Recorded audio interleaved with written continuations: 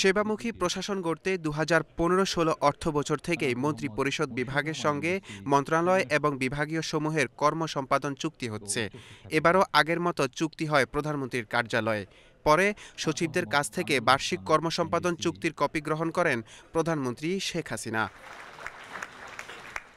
2022-23 অর্থ বছরের চুক্তি বাস্তবায়নের শীর্ষে ছিল বিদ্যুৎ বিভাগ, এরপর জনপ্রশাসন এবং জ্বালানি ও খনিজ সম্পদ বিভাগ।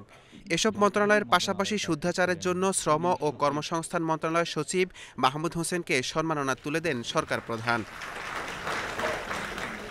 এ সময় কর্মক্ষেত্রে জবাবদিহিতা ও দুর্নীতির ক্ষেত্রে জিরো টলারেন্সের উপর জোর দেন প্রধানমন্ত্রী।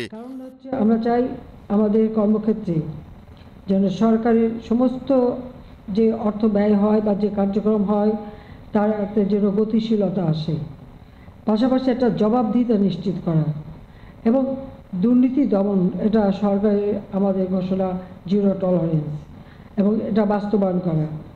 অসমাপ্ত প্রকল্প দ্রুত শেষ করার তাগিদ দিয়ে তিনি বলেন, বৈশ্বিক পরিস্থিতি বিবেচনায় সব ক্ষেত্রেই খরচ কমাতে হবে।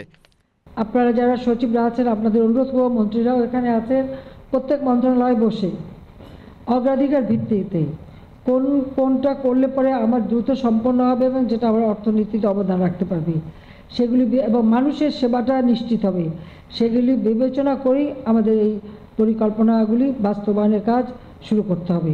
এ সময় কোটা সংস্কার আন্দোলনের নামে নিজেদেরকে রাজাকার দাবি করায় বিশ্ববিদ্যালয় শিক্ষার্থীদের সমালোচনা করেন শেখ হাসিনা। আমার খুব দুঃখ লাগে কালকে যখন শুনি রোকেয়া হলের ছাত্রীরাও বলে তারা রাজাকার।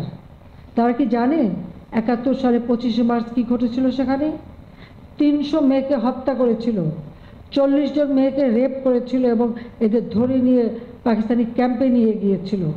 বৈশ্বিক পরিস্থিতির কারণে মূল্যস্ফীতি নিয়ন্ত্রণ সম্ভব হচ্ছে না উল্লেখ করে প্রধানমন্ত্রী বলেন, কেউ যাতে চক্রান্ত করে জিনিসপত্রের দাম বাড়াতে না পারে সেদিকে প্রশাসনকে নজরদারি বাড়াতে হবে। যারাই দুর্নীতির সাথে জড়িত হবে তাদের ভিতরে যথাযথ ব্যবস্থা নেওয়া হবে। নূর মোহাম্মদ ভূঁইয়া, এশিয়ান টেলিভিশন, ঢাকা।